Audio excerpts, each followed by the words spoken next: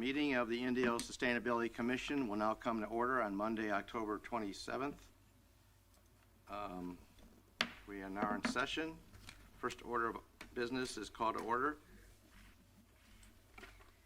Chair Getka, Present. Vice Chair Liu, Present. Commissioner Jimenez, absent. Commissioner Verdugo, Present. Commissioner Chris. Present. We will now have the Pledge of Allegiance. I will ask Commissioner Chris to lead us off. I pledge allegiance to the flag of the United States of America and to the republic for which it stands, one nation, under God, indivisible, with liberty and justice for all. Thank you. Okay, item number 3, public comments. There are no public comments tonight. Okay, we're moving right along. Item number 4, introduction of new staff.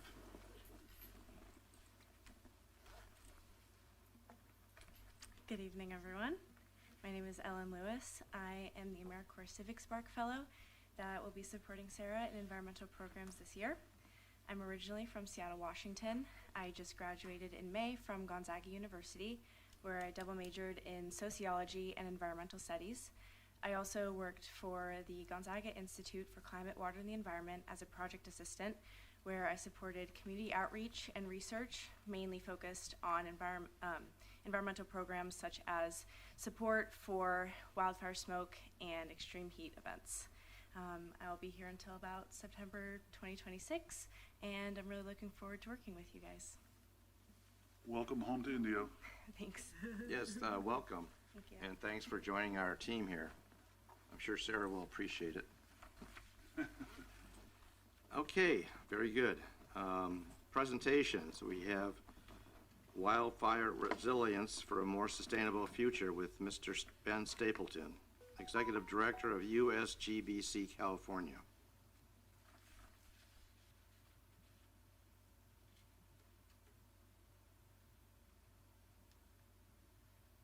We're just waiting for the Zoom.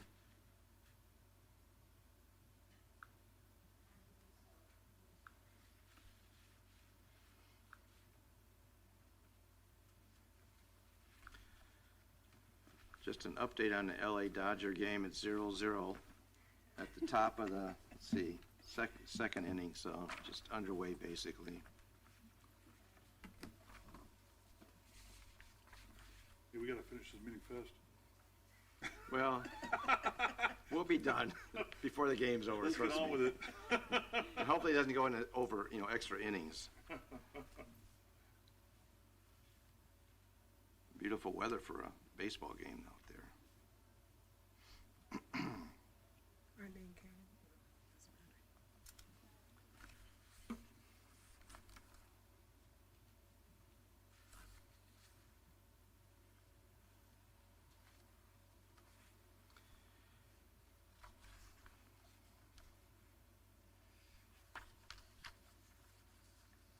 At least Ben is there. So We have picture. yeah, we have visual. He's probably wondering, I don't know if he can hear What us. are we doing? Yeah, it's a problem with technology. It's great when it works.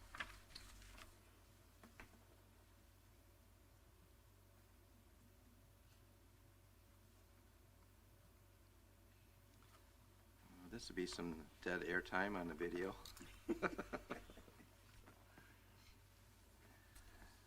Well, you know we have a very robust audience that watches online, Oh, I'm sure, yes. We got about 10,000 people watching. at least. That's a joke, everybody, in case you didn't get it.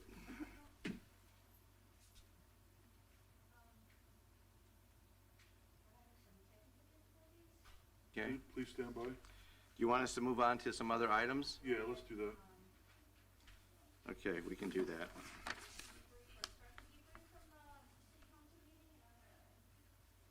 Great.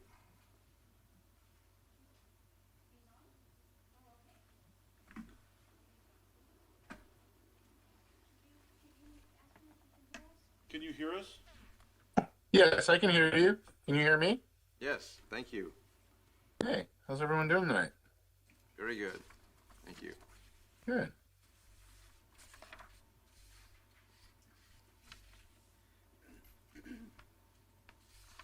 Oh, now we have a picture. The floor is yours. You talking to me? Yes, sir. Okay. Well, thank you for having me this evening. I believe I'm here to talk a little bit about wildfire resilience, and I have about 15 minutes or so. Does that sound right to everyone? You can have as much time as you need, sir. Oh, wow. Wow. Well, Well, within limits. Keeping in mind the World Series is on. Yes. yeah, I was going to say that I know there's a Dodger game on right now, so we'll see what we can do. All right. Well, I might go ahead. Is it okay if I share my screen? Absolutely. Looks like it's disabled on your end.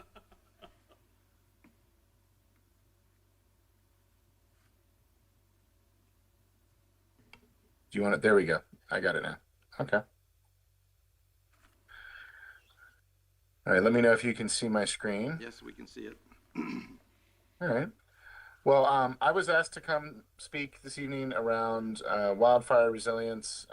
We've been doing a lot of work to reduce risk of wildfire impacting communities really throughout Southern California and beyond. And so I'm just going to dive into that and happy to answer any questions you may have, but that's what I was asked to come present on a little bit today. My name is Ben Stapleton. I'm the Executive Director for the U.S. Green Building Council of California. We are an independent nonprofit, I like to say, for California by California. And our vision is pretty simple, just transforming California into a more sustainable, resilient, and equitable place for all. We do that primarily through leading, educating, connecting, and advocating. You can see those words there on the right-hand side. Those are all action-oriented words, if you'll note, because we believe that it's important to drive action right now in the face of an increasingly changing climate. We have actually 10 leadership groups across California now, which you can see on the left-hand side of the screen. And so those are local leaders that are working with us to help drive change on a local basis, noting that we have an Inland Empire region here in Southern California, and we have a great leadership team in place there.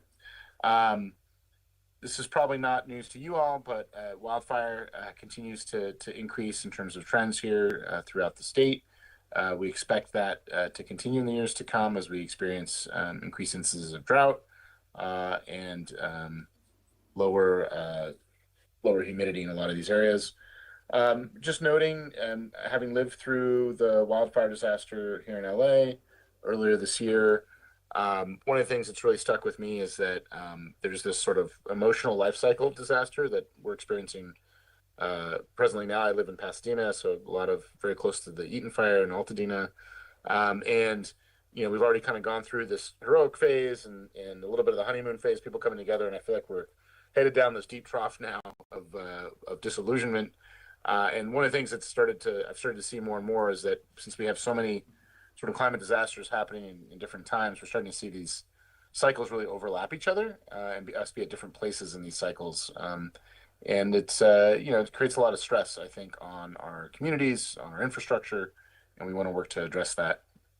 We've been doing a lot of work around wildfire, really since in the wake of the Thomas and Woolsey fires in the Ventura County area in 2018, 2019. We started helping folks rebuild post those fires. Really noted that we were not prepared to deal with people going through a lot of the trauma that they were at that time, and also just how long things take. I would get calls 4 or 5 years after those workshops we had from people who were still working through the rebuilding process. In 2020, we started doing home hardening and landscape hardening tours.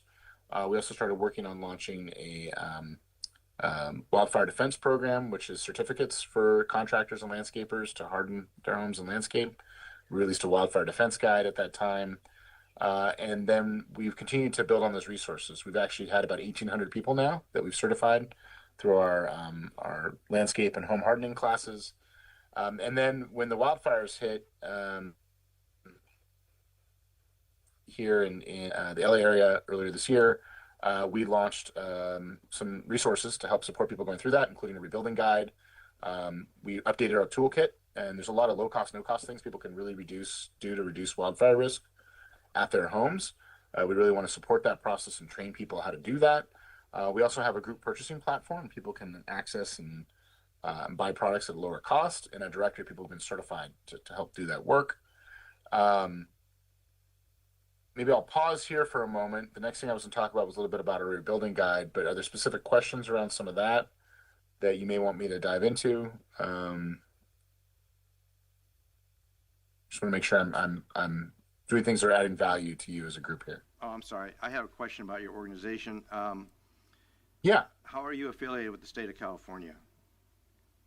We're an independent nonprofit, so we don't have any official affiliation with the state of California other than our sort of region of purview. Our community is the state of California. We do a lot of work with different departments in the state of California. So, as an example, CAL FIRE is a funder of our education. We work with them on some of our resources. We work with the Energy Commission. We've worked with the Cal EPA. We work with a lot of state reps and assembly members, stuff like that. But we don't have any official affiliation with the state of California. Does that answer your question? Yes, thank you. A question. Hi, Ben. My name is Anita. Hey. I'm one of the commissioners and USGBC CA member. And, Oh, that's great yeah, news. and Yeah. I think I was perhaps one of the folks that reached out through USGBC to ask for you to come in or someone to come in and give us a briefing. So for this certification for landscapers, you mentioned a number of folks had gone through that program. Are you seeing an uptake? And then previous to that, you showed the fires, the zones that are more likely to have fires. Since we're in a zone that is perhaps not the hot spot for fires, we're definitely not in a red area, I don't think, because we're in the desert. Have you had any interest at all from the inland area for that program? Well, I will say in the Inland Empire specifically, we've actually applied for funding probably 3 or 4 times in the last 2 years. We have a lot of communities there that are in those wildland urban interface zones. We have mountain communities there as well that have asked for help. So what maybe not like in the desert proper, and I grew up here in Southern California, spent a lot of time out in Indio and in Palm Springs and some of those other areas. So those areas are probably less at risk because they are desert. But I'd say a lot of those mountain communities, I mean, think Idlewild, right, and other places, there's a lot of exposure in those communities to wildfire. So the follow-on question from that, it sounds like there might not be a huge amount of interest. What do you think we as a commissioners can do to promote that awareness or to even make folks aware? And you said some about people applying for something. I don't know who they're applying to or for what. What is that? Yeah, one thing I would say, I will say there's a lot of things people can do to reduce the risk of fire at their property, especially building to building or ember driven fire. So maybe I'll just anchor this, and we launched this rebuilding guide in April. In this guide, which you can check out here, we cover a lot of what drives fire. So I'm just going to click through a couple pages here. So whether that's direct flame contact, which you can see here on the left, radiant heat, structure to structure fire, or wind-blown embers, which tends to be what we experience the most, I would imagine a lot of your communities are still going to have exposure and risk from wind-blown embers during high wind situations that are driving fire in those communities. And there's a lot of things that people can do when it comes to their home to reduce that risk. And that can come from making sure you're using roofing with non-combustible materials. There can be code around that, and there is code around that in a lot of high fire severity zones to reduce that risk. There's also things you can do to reduce the places that embers can catch in your soffits, addressing landscaping, making sure that you have landscaping strategically placed around the home. Don't have anything within the first 5 feet that's going to be above the roof line of the home, or that's going to be dried out vegetation that could catch fire adjacent to the home, because embers will be driven by the wind and can catch fire adjacent to the home. So that's something that I would say is important. A lot of conversation right now around electrification and solar and storage. A lot of people are experiencing power disruption when power gets cut off.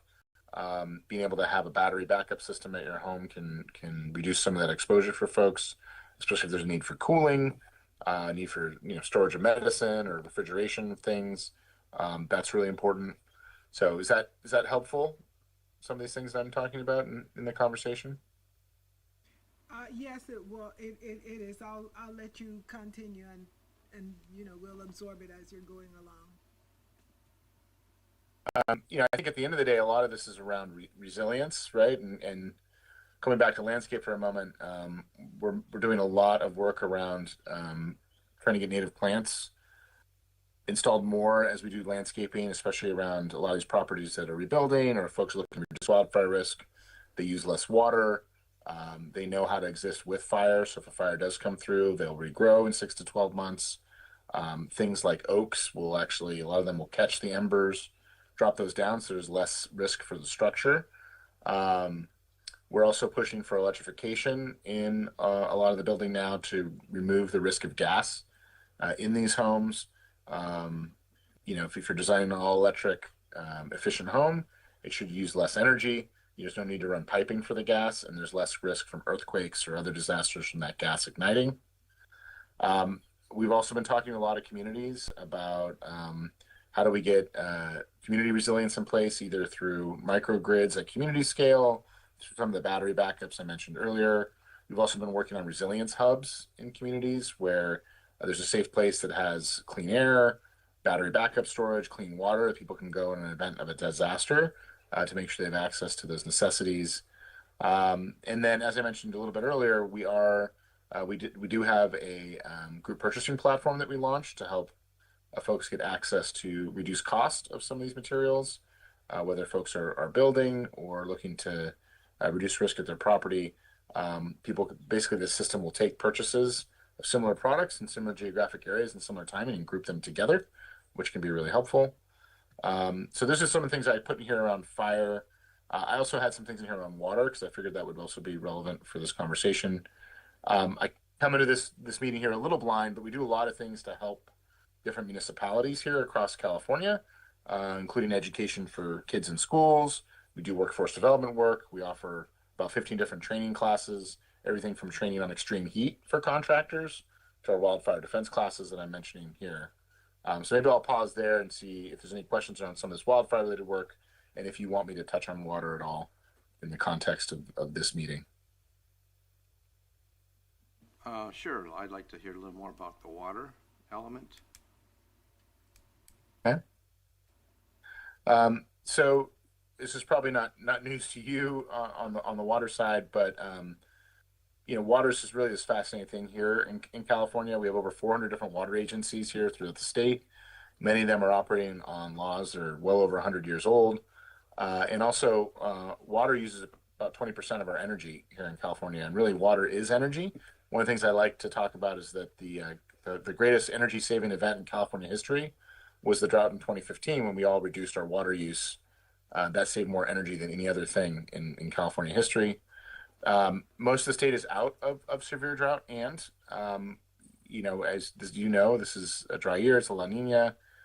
We had that nice rain here a couple weeks ago, but we're headed back into some of the space. This was just updated here, I think, in early October. We do know that drought will return. You can see that drought here in 2015, and again, some of the drought we experienced earlier in this decade. I probably need to cover this for you, but some of the things that we're working to address, there's a lot of aging infrastructure around water and a need for increased capital.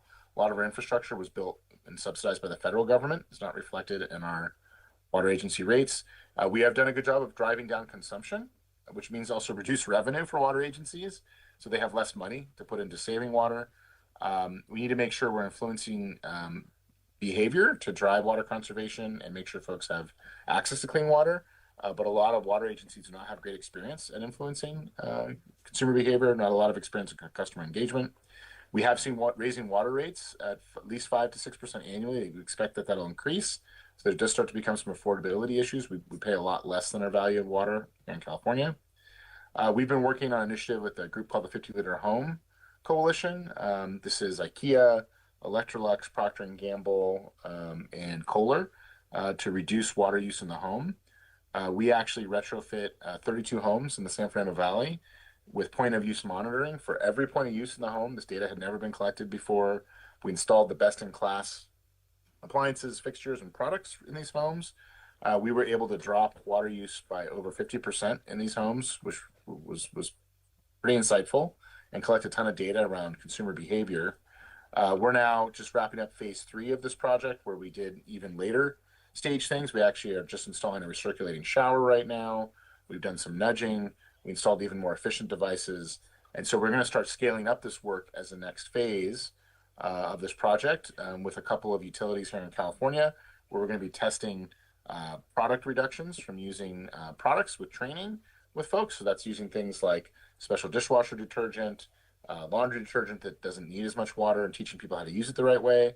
We're also going to be doing some additional retrofits in about 100 homes in the greater LA region.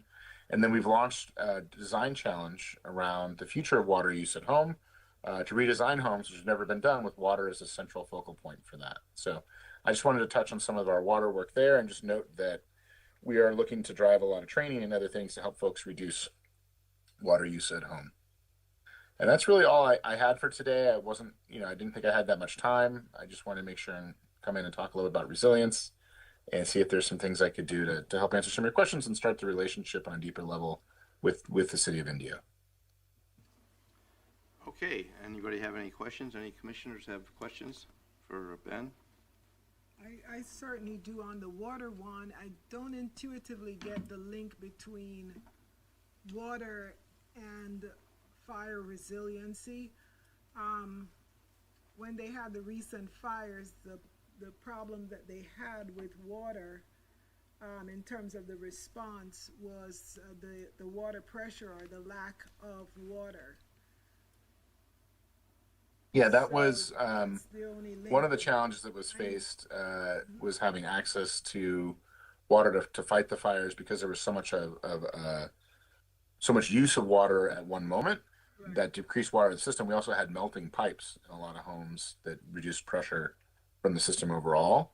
One of the things we're looking at right now, I'm on the commission for LA County that's working on the rebuild, is increasing availability of systems for people to have sprinklers on their roofs, as well as generators they can use to pump water from their pool to spray their homes and to spray their landscape in the event of a fire. That technology does exist and is actually not that expensive. It's just learning how to use it and implement it. Right. And that, I'll ask my other question before I let someone. With builders, are you working with the builders? Because we got landscapers, there seems to be a program for them. And then you said, I think just about every new housing development puts all the trees, you said 5 feet or something like that. Anything within 5 feet of the home should be below the roof level or something like that, you said, to reduce the risk of ambers on the roof. But every Yeah. single developer is putting in all these trees, and then you have to go get a permit to move it from your HOA if you happen to be unfortunate enough to live in one. So are you working with the builders to tell them, no, don't do that? Yeah, we're working with the builders, and I think this will increasingly become an issue. It's really being driven by insurance. The insurance companies essentially have been shrinking, the area of homes that they cover in California, and maintaining their profits, which is a discussion for another time, and pushing that risk onto the state. The insurance companies have been supporting a group called IBHS, which is Insurance Business Home and Safety Institute, which does research on these types of things. And for landscape, we have really kind of landed on, there's multiple zones. There's what's called Zone 0, which is the first 5 feet adjacent to the home. And then there's Zone 1, which is sort of 5 to 25 feet. The insurance companies are really pushing for no vegetation in Zone 0, that first 5 feet. Myself and some other folks who do work on sustainability, we're pushing for there to be ground cover and at least well irrigated, low to the ground plants because we want to have biodiversity. We want to do things that are going to reduce heat impacts in our homes, adjacent to the homes, and then be more strategic about how we place tree canopy, shrubs, things like that in that 5 to 25 feet. There's a way to design landscapes so that you're not creating a ladder for flames. So like, you're not creating a small bush to a shrub to a tree so that the embers can kind of jump up.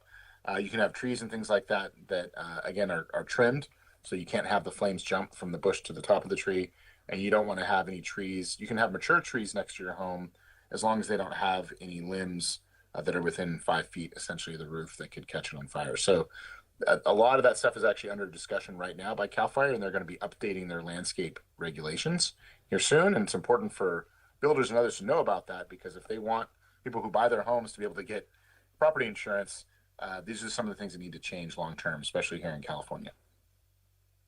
Thank you. Is that all your questions? Okay. I'm Dave Getka, by the way. I should have introduced myself earlier, so I'll apologize for that. Curious about, are you working with cities as far as regarding landscaping, like their parks and recreation departments, or who are you working with at the municipal level as far as cities and that type of thing? Yeah, so we're doing a lot of work with cities across the state.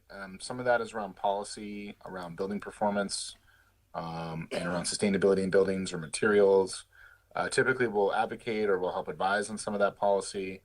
We do a lot of training. So I mentioned earlier, and I can put this in the chat. I don't know if anyone has access to the chat, but I can follow up and send that. We have wildfire defense classes we run for contractors and landscapers. So landscapers can take those classes and learn the things they can do to reduce risk from landscape at property. Same thing for builders or contractors. We run 2 different classes for that. And those, we've done classes like that for landscapers who work for cities. Typically, we're able to offer those classes at no cost on a regular basis through some funding we have for CAL FIRE or from others. So we're able to help provide that education to people who are working at cities or to the contractors who are working for cities. Okay, and then regarding the cities, you talked about electrification, the trend towards that, but that also can lead to wildfires too, right? If you have transmission lines that go down or hit by lightning, I mean, that can be almost as adverse than a gas type of fire, correct? Yes. So there's a lot of discussion right now around undergrounding power lines to reduce the risk of wind, knocking this down and causing fires. I just think one of the things that we also need to be discussing is how much are we undergrounding, the cost. In a lot of urban areas, they're quoting like $1 billion a mile to underground these power lines. One of the things I think about is all of us ratepayers are going to end up bearing that cost. It's going to go right back into what the utility bills back, right, in the future. They need to finance that kind of infrastructure. Does it make more sense for us to provide distributed batteries so that people have power for their home? If the power goes off for 4 hours or a day, they still have lights, they still have refrigeration. Would that be a lot cheaper than $1 billion a mile? And so I think there's just some conversations we need to be having with our utilities, because I think there's a push to spend a lot of money to solve these problems, but the reality is we'll all be covering that cost as part of our rates in the years to come. Right? And then are you putting presence of your organization and your educational information on city websites? Have you guys have a campaign to try to get that pushed out to city websites and portals? Yeah, we're happy to do that, and you're welcome to access any of our information if you want specific content from us to help post. We're happy to get you content. A lot of that tends to be relationship based, right? Just where we know folks and can get them the content they need. Okay, very good. Anybody else? No, for me. Oh. Well, we thank you for your time this evening and appreciate all the information. I guess that we can probably get a copy of his presentation, correct, Sarah? Yeah, I can send this, and again, was asked to come in and want to just give you an overview of some of the work that we're doing in the space that could potentially help you all. Well, we certainly need it in the state of California, so we appreciate your efforts and support on that. So. Okay, Anybody absolutely. else? Well, I think that's all we have tonight for Mr. Stapleton, right? Okay. Well, thank you, sir.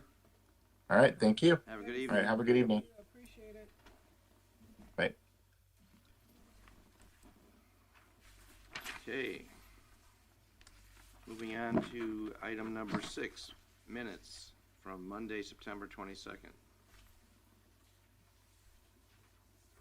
We need a motion to approve. Motion to approve? I'll second. Motion's been made and seconded to approve the minutes of September 22nd, 2025. All those in favor say aye. Aye. Aye. Motion carries. We'll move on to the next discussion items. Number 7. And I think Sarah will give us the honors of that. Oh, yeah, I wanted to put this on the agenda for a couple reasons. One, it was passed by the city council, so we're good to go and move forward with all the projects that we have there.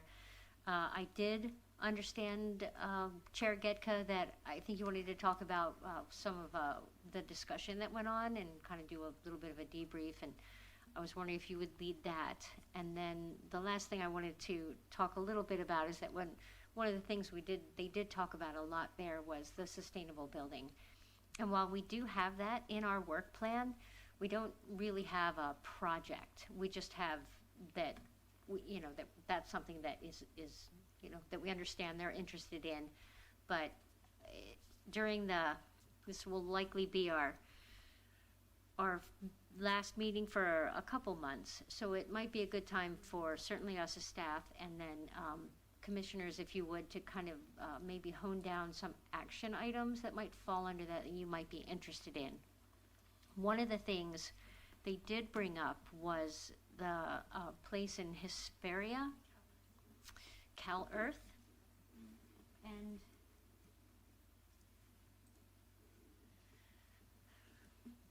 they do Adobe housing there. It's a very simplistic way. It's actually a very the structures are more complex, obviously, but they do some work up there that I think that they talked about possibly taking a field trip there or for you all to go and visit there.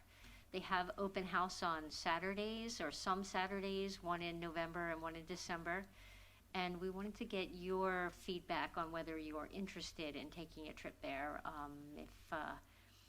If that's something like we have a city car that is available, that would be available on Saturdays, or there may be options for taking your own vehicles, but I don't know if this is something you're interested in, if this is something you feel like if you went, you could bring back some information or ideas that would fall under this sustainable building topic. This is what city, Sarah? Hesperia. It's about Hesperia. 2.5 hours away. I'm familiar. I'd be very interested. All right. And would you like to take your own car, or is that something you would like to take a city car? It really don't makes no care? difference to me, yeah. Okay. It makes no difference. I had a question on Cal Earth. Is this a company that would be willing to give us a presentation, whether it's through Zoom or? We could ask. They're not really a company. They're an organization, I think a nonprofit, and that where they teach people, where you can learn to build. Yes, how to build. You can take classes on it. It's not free, but it's not super expensive either. And then you can learn basically how to use these tools to build houses like that. And these open houses are a way to go and actually see them, go through them, see if there's something that you feel like is viable outside of what they're doing right there. And just your thoughts on that, and maybe understand a little bit more on how they're built. Did they say, Mr. Councilman Ortiz kind of mentioned maybe some other companies that are involved with sustainable building construction? I'd like to find out who some of these companies, if there's any companies here in the valley that are offering those type of solutions, and then maybe invite them to one of our meetings next year. There must be some. I've been starting to do some research online. There's a lot. Believe it or not, there's a lot of information on sustainable construction building, more than I was aware of. So I'm actually working on a PowerPoint for next year's meeting. but I'd still like to see if we could find some companies to come in and talk about the materials. I think the Adobe house is, that's an interesting concept, but practicality, realistically wise, I don't think that's gonna fit everybody's potential, home site needs. So there are new construction materials that are being worked on, more flame resistant, whatever, that maybe we can find out who those companies are, maybe from LA County, and do a Zoom meeting, something of that sort. I know Councilman Ortiz is it's a very, particular area of interest for him, and I think that's an area we should be looking into for the coming year. I think there's a lot that we can learn, but there's a lot of unknowns that we don't know yet. So I'll do some more research and see if I can find some companies also that might be willing to come out and give a presentation, maybe show us some of their, props of what kind of materials that they are putting in these type of homes. But Commissioner Chris is welcome to go out and do the tour and report back to us. So that would be interesting if you would like to do that. Anybody else have any comments on sustainable construction, or you've got some background in that, Commissioner Liu? Yes, I do. Sorry. Yeah, Go ahead. You go ahead. first, 'cause you have I was just gonna ask, so basically this company is just trying to make people aware of the different types of materials that they can use to build homes.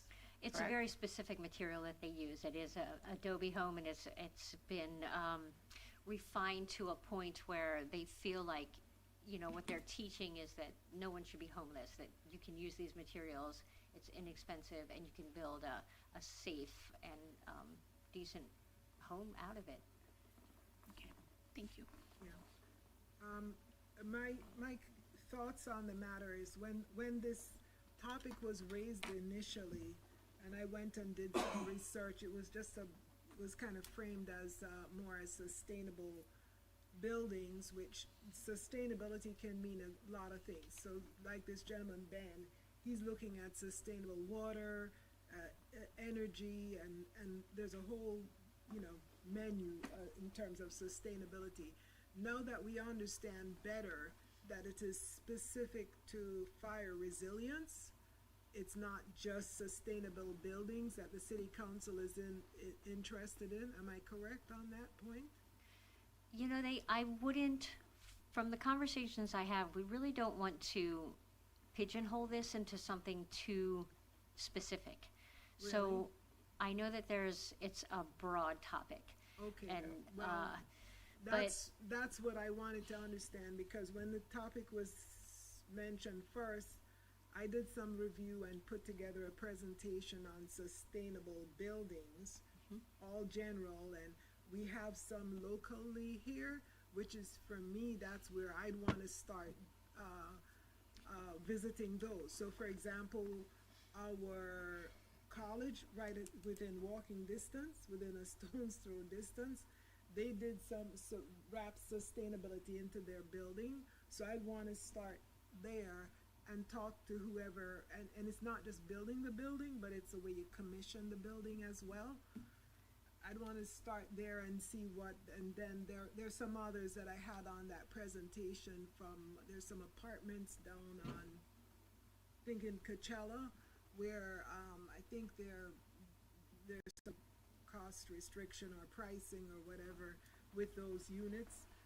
So there are a number of initiatives. They're called LEED standards. So I'd want to go visit those buildings, see what we have, and even some county buildings, see what we have locally, and then add on to that with the programs that Ben is talking about, or even this. To me, the easiest one seems to be the landscaping, because you don't have to move your house. We're not going to go, you don't have to Build a new house.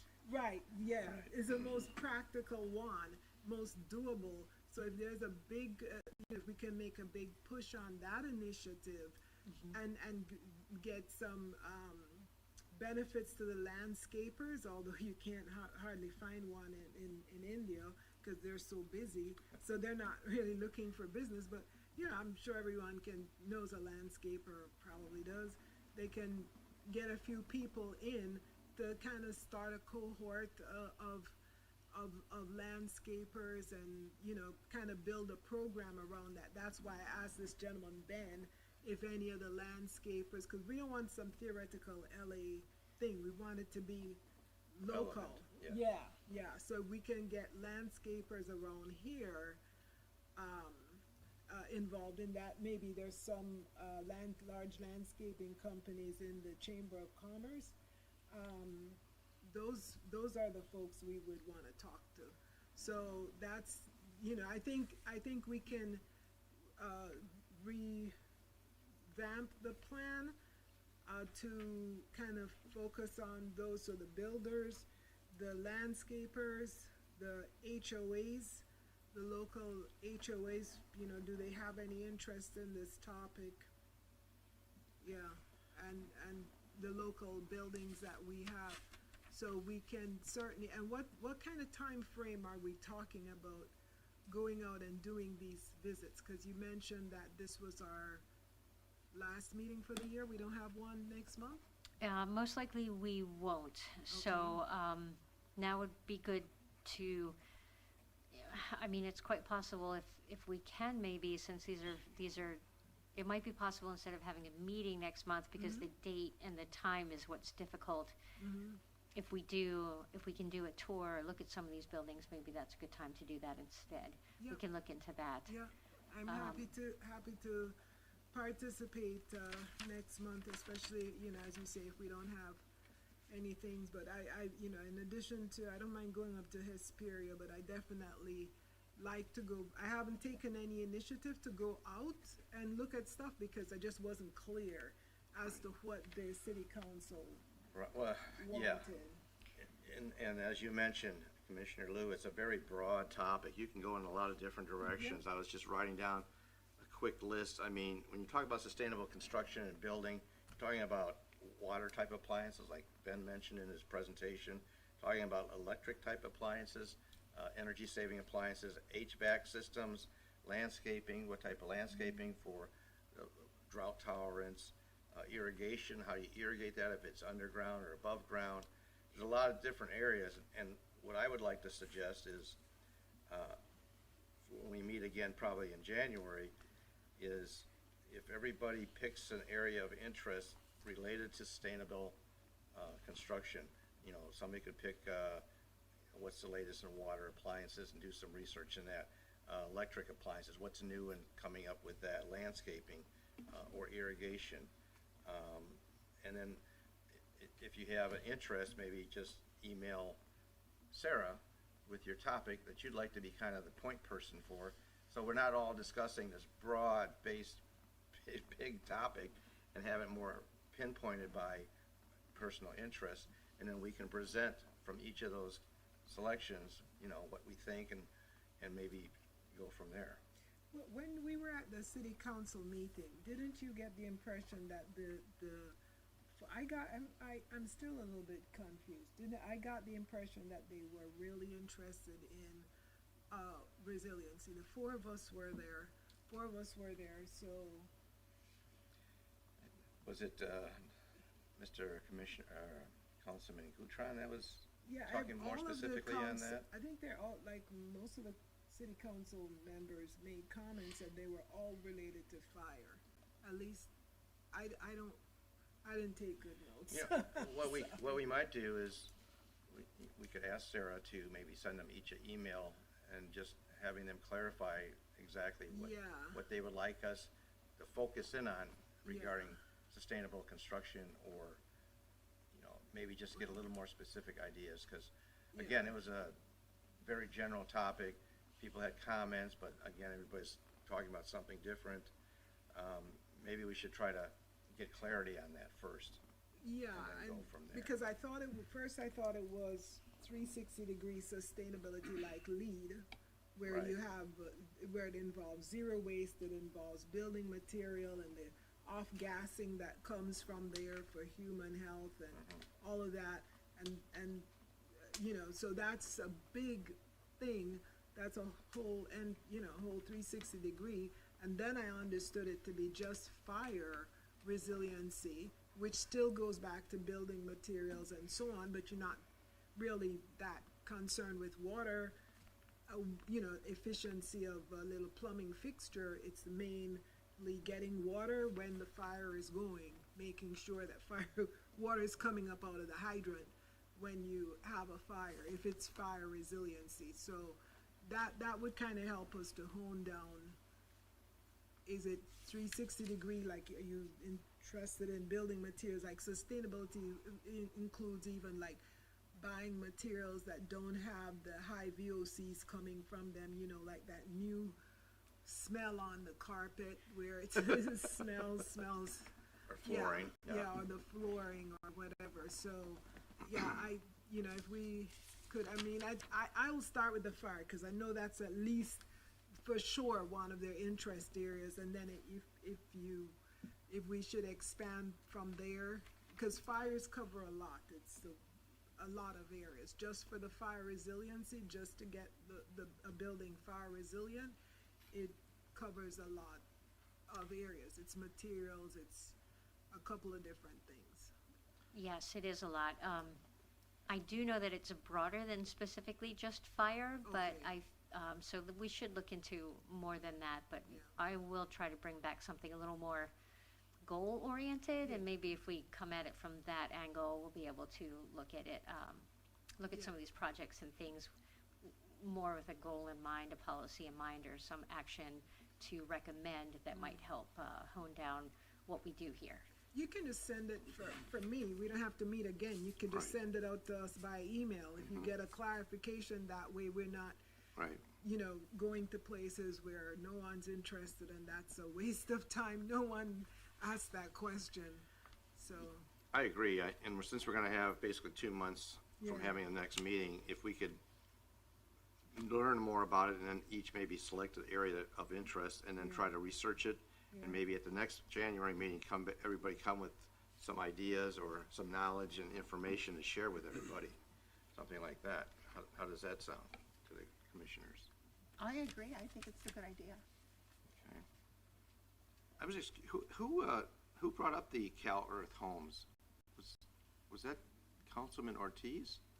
Yes, and was, I right? think a while ago also Commissioner Jimenez sent me information on that as well.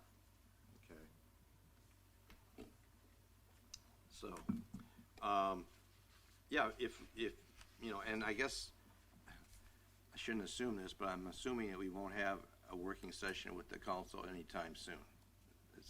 Even if that, I'm not even sure if that was possible, for sure. I'll look into that. We're not going to have that certainly until sometime in Yeah. 2026, so Yeah, Q1, not relatively soon, no. all right. But if they're interested in sitting down and having a working session, the other thing is, if we can't do it as a group, we can certainly try to get their agreement to do it individually with each council person that we're representing. And meet them for lunch or whatever, and then sit down and, what are your expectations, what's your vision for our city, your specific interest in what you'd like to see us do and work on, that type of thing. So, I guess you could do that in the email too, but it'd be better if we all meet, either as a group or independently with the council people. So, I think we beat that topic pretty good. So, I guess we're ready to go on to the next item, which would be, sustainability plan and work plan discussion.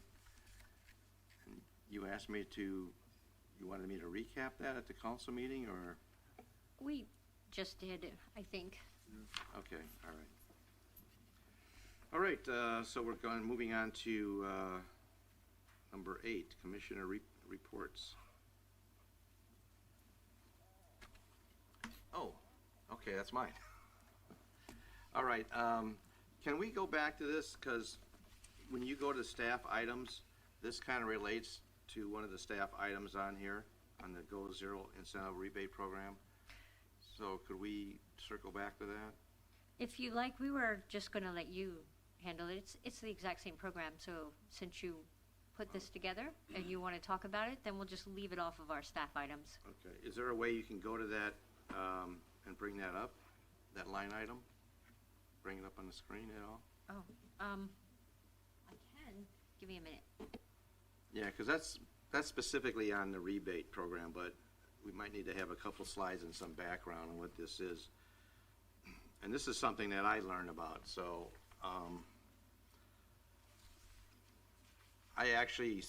they're offering some seminars online too. Now, actually, I signed up for one for tomorrow, and it's starts at 9 o'clock, goes till 10:30, and it's a Zoom type of meeting, and they're talking about answering your customers' toughest heat pump questions and regarding HVAC. And my personal interest is I have an 11-year-old system in my home, and I'm guessing at some point my air conditioner will be going out, unfortunately, and I'll have to be purchasing a new one. I don't have currently a heat pump because the home didn't have one put in initially, and it was a repurchased home, so I'm going to have to evaluate heat pumps for my next purchase for a HVAC system. So anyway, if you go on their site here, go zero. And had you had any experience with this concept or this group before, or this program? Not before now. I had no idea, but I actually am in the middle of submitting a rebate. I have the same problem with my HVAC at my house. So where did this come from then? Where did you get the information to put in as a staff item for this evening? We got it through CVAG. They sent us an information when it had first opened. I had not heard of it myself at all. Okay. So maybe this is something too we could try to at some point put on our city website, a link of some sort. But anyway, if you go on their web, you can go and research. They've got 3 different categories. You've got single family, which is the first one in green. You've got Go Zero multifamily for apartment dwellers and apartment owners and landlords. And you've got Go Zero for small businesses. And basically, these are programs. If you update your HVAC systems, you can apply for rebates from the state of California. And is there another slide you can go to? What's the next? This is the website. Did you want Oh, your okay. slides, or did you? Yeah, can you hit on? Yep. If you're live, go hit single family. Oh, sure. Sure.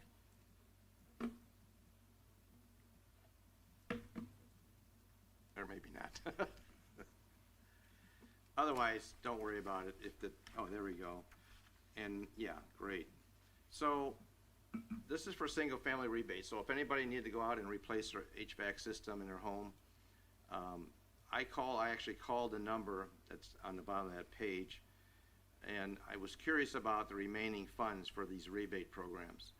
And the one that would apply to the average homeowner would be what they call the one on the right, non-overburdened communities. And so when I called and talked to a nice lady there, I asked her, what's your status of funding right now? And she said, well, then she explained and went over the graphs. And they have about 90% funds remaining for these rebates. And the rebates can be as high as $3,000. I think I have a slide on the other one on that. But you can go to any of these, and you can download a flyer, which I have a copy of later on here.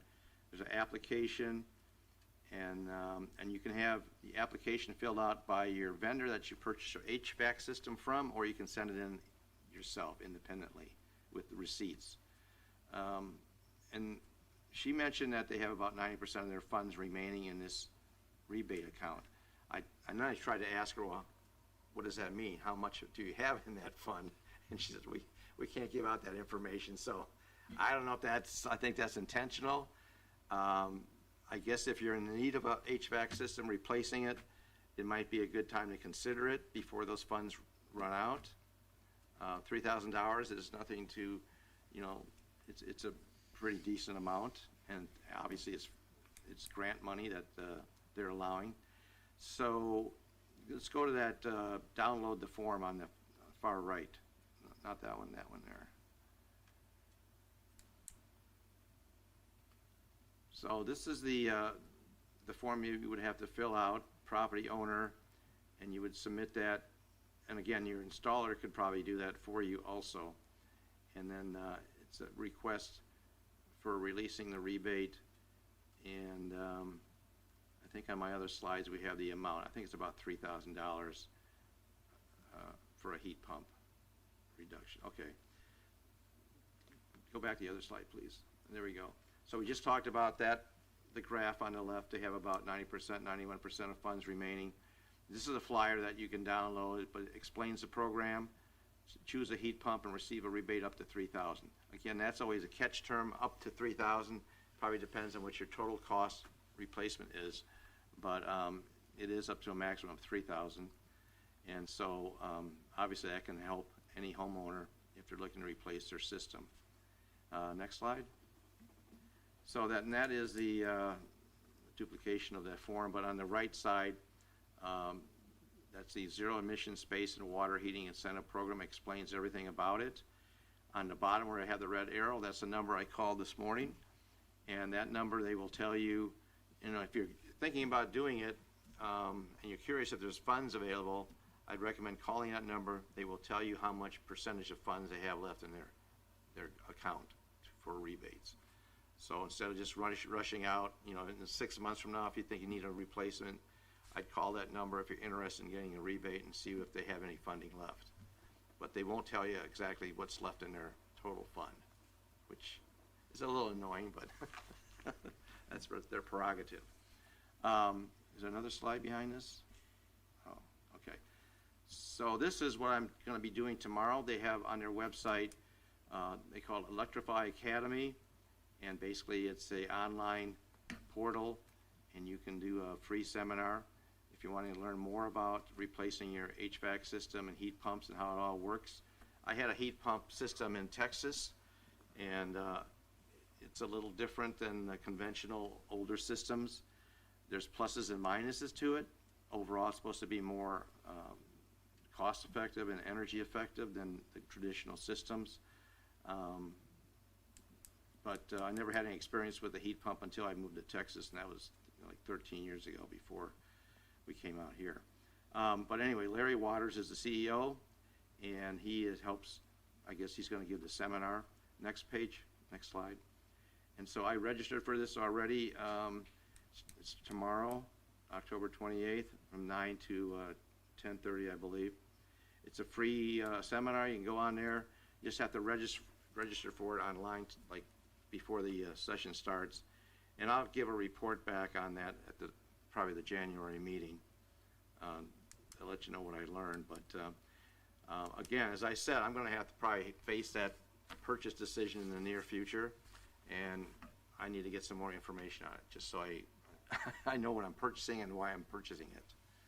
So that's it. That's all I have on that item. And thanks for putting that in the agenda, because it's something new I learned about today. So, okay, any other commissioner reports? So the State of the City just passed, and it was a wonderful event. It was great to see everybody involved in the city, as well as in so many local businesses that are coming here. In my chosen profession, I get a chance to work with a lot of these businesses that are coming to Indio and investing in Indio, and it's just exciting to see what is on the horizon here and where we are going and how quick we're getting there. So that's my report. You're not going to mention how good the food was? The food was good. Can I just want to say, for anybody that didn't make the State of the City, they had a record-breaking attendance this year. Over 500 people attended. The City Council did a fabulous job. The Fantasy Springs did a great job on the setup, on all the video screens and everything. So I just wanted to get that in before I be quiet. I'm sorry, Commissioner, go ahead. No problem. Just as an update, the program that you just saw, you just showed there, Go Zero out of South Coast AQMD. Much of that is based on this AB 617 group that I've been working with for the past 5 years since they started out here in India, Coachella, Mecca Thermal, and it was to improve air quality for the region.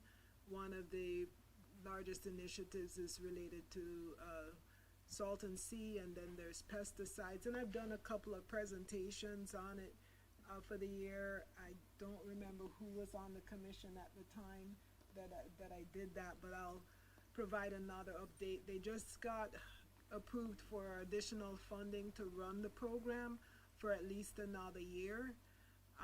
So the You talking about the rebate program? yeah, well, that's just one little One part of it, yeah. teeny tiny The whole piece program. of the entire program. So they've just got an approval from the state to carry forth the programs. And this Saturday, we just had our all CSC members from here to LA for everything that the South Coast Air Quality Management District oversees. All of the Community Steering Committee members met up in Diamond Bar. So it was a pretty good meeting. And there are a number of initiatives that, you know, they've undertaken in terms of air quality. A lot of it related to trucks and, you know, truck idling, and now we have to start looking at the particulate from the tires with all of the warehouses coming in. A lot of those folks in the Morena Valley and over there where those warehouses are coming in, these, you know, 640,000 square feet warehouses, and Palm Springs is getting them too, and I guess we're getting some of these. So that initiative continues, and I'll do a little bit better job when we meet in January of sort of giving a status update on that. The other update that I have is I tried to reach out on the roving commissioners to find where I could meet. I don't know if anybody remembers that concept, and most of the places close at what I see online, and I reached out to the senior center, spoke to them. They close before we start our meeting. So I have to think of some other way. I guess I'll join Food Truck Fridays. I'll also be doing a independent project through my nonprofit within the disadvantaged communities around here. I don't even like that word. I was thinking of a different word to call those communities, because quite frankly, there's not that big a difference. I mean, it's really a combination of income level and pollution. So it's not really that. So it's not really, it infers that they're financially disadvantaged, and that's not necessarily it. It's a combination of mix of two factors.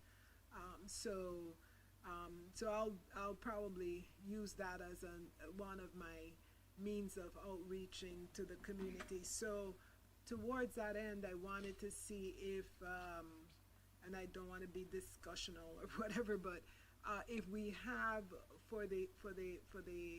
when any of us go out, whether it's, you know, Commissioner Chris going up to visit the Adobe houses, or any of us going out to city of, like if I contact the City of Indio Library, right? The library over there, or the College of the Desert, do we have a little flyer from the outreach group that we can take to these people and say, hey, we're with the city,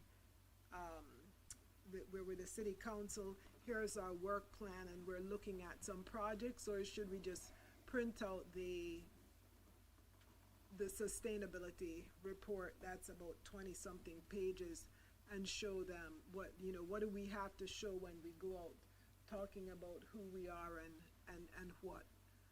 what we're doing? So even if I'm doing my little nonprofit outreach in that area, and I want to tell the people about the commission, or, you know, Commissioner Chris is going 2 hours north to tell them who he is and whatever, do we have a little one-pager or flyer to take with us?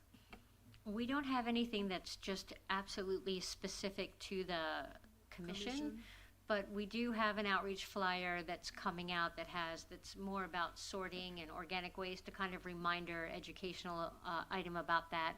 I'll Right. bring it at the next meeting, but it does have a good call out for the Sustainability Commission. We're also going to add some information on the commission. This year, we're doing the 2026 waste brochure that goes out, or it hasn't gone out for a while, but it will go out this year, and that will have information on it as well. One of the things that we had on our work plan in the outreach was that the outreach that we're putting out should have information on this commission. So as we're moving forward, we are adding that, but we don't have anything one-pager that's specific just to the commission. It's added as information on other things that we're educating about. And the website, what is the status of that? And the reason why I'm asking is because we're gonna go out running around all around the place, and where do we point people to other than this document is, I don't remember Yeah. how many pages, it's 34 page, other than the 34 page document. We don't have a website yet to point them to, right? No, we don't. We don't.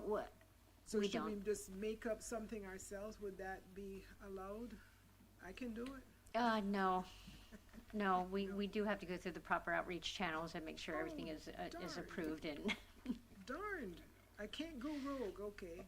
I just, Well, you could, but, you know. yeah. Okay, well, I don't know if it's discussional or not, whatever, but I put in a request for a one-pager, so that when we go out, talking to people, we don't necessarily, because we don't have a website. If we had a website, that would be very easy, right?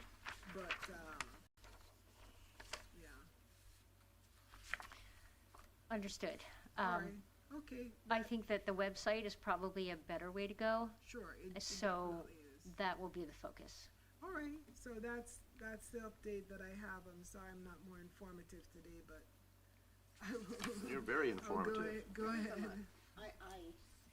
I have nothing to inform today. I did hear the gentleman, Mr. Stapleton, mention microgrids, which I thought was kind of interesting. You know, and I was gonna ask, I mean, I usually Google to see if there's anything here in the Coachella Valley, and there's not.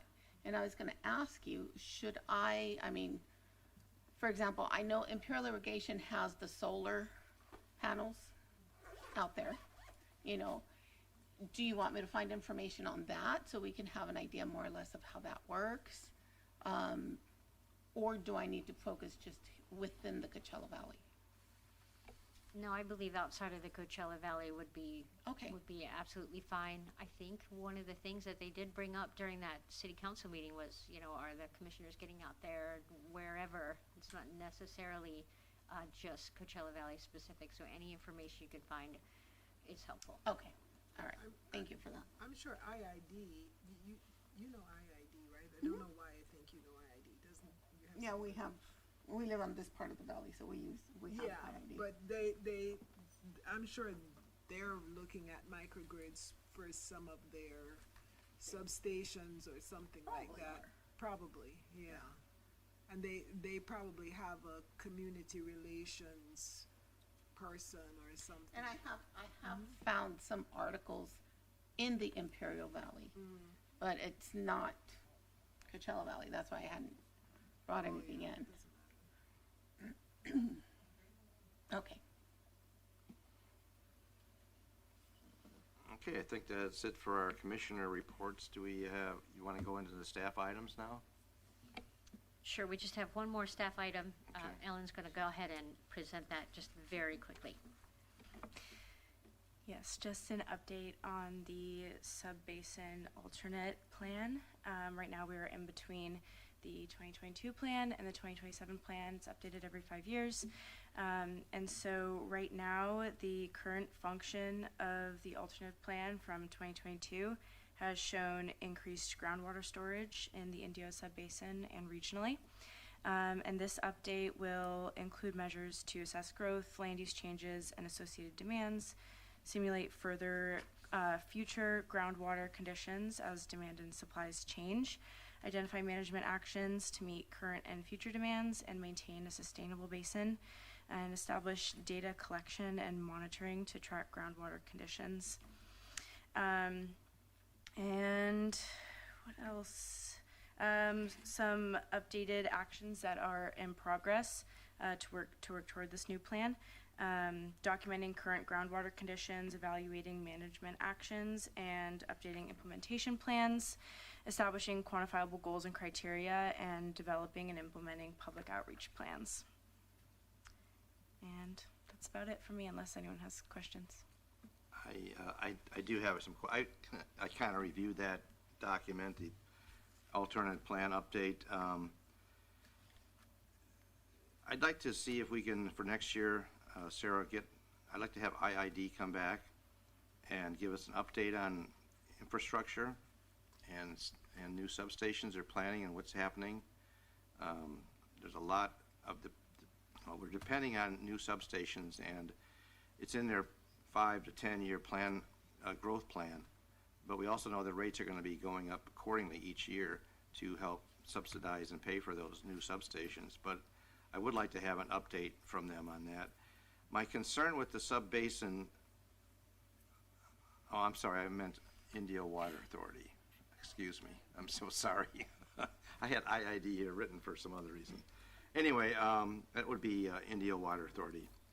And then my concern is, even though the inflows on this report, the current inflows of water into our aquifer are outpacing the outflows at this time. But my concern is with all the new development here in Indio, we've got a new sports park that's being built in North Indio. It's going to require a lot of irrigation because of all the soccer fields and baseball fields and whatever. That's going to take a lot of water irrigation. I'm not sure if they're going to have blue water, if they're going to have systems in place, or they're going to be building those for recycled water to be used. And then the new large Del Webb 55 plus retirement communities coming in on the north side. And there's one other, I think, that's planned over there. And then plus we have all this new growth of new restaurants or new companies coming in here, retail outlets on the north side.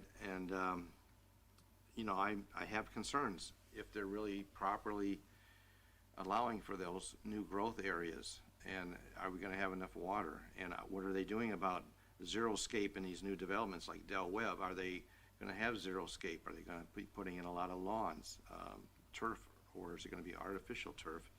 We also have other big developments in the Coachella Valley, the Disney development up there by Palm Springs, Rancho Mirage area. That's a huge development. It's going to require, they're going to have a huge lake. And I know Coachella Valley Water Authority has looked at all that, and they feel comfortable they have enough water for all the new future inhabitants. But again, those are concerns because, you know, water is a premium here. And as time goes on, our water rates are going to have to go up based on demand and supply. So anyway, those are just concerns I have. And right now we're in a good shape, but we need to, you know, be kept abreast of what's happening, the updates. Also, not only with IID, but with the Indio Water Authority and Coachella Valley Water Authority. So, and I think that's all I have. I'll be quiet now. I don't know if this is going to be a complete response, but maybe to some of that. Obviously, this is still like a work in progress, but they did mention also with some projects in terms of management, looking into direct replenishment of groundwater using local stormwater and imported water, doing irrigation with non-potable water, and using source substitution to reduce groundwater pumping. And then in urban golf course and agricultural conservation, using education, outreach and workshops, landscaping, flood to drip technology, and indoor device rebates, and also soil and irrigation management assistance and training to kind of address some of those issues. But, you know, work in progress. Right. I would like to see if the city can look at using recycled water for the Lights Golf Course. If there's a way, if they're working with anybody with IWA, India Water Authority, or in you know, are we trying to do that? We've got a number of golf courses here in Indio also, and I think some other cities are a little farther ahead in that than maybe the city of Indio. So that's something I'd like to have the city perhaps look into. I think it's best to bring IWA, someone from IWA. Yeah. They're absolute experts on this, and Right. we'll bring someone in as a speaker Great. early next year. Great, thank you.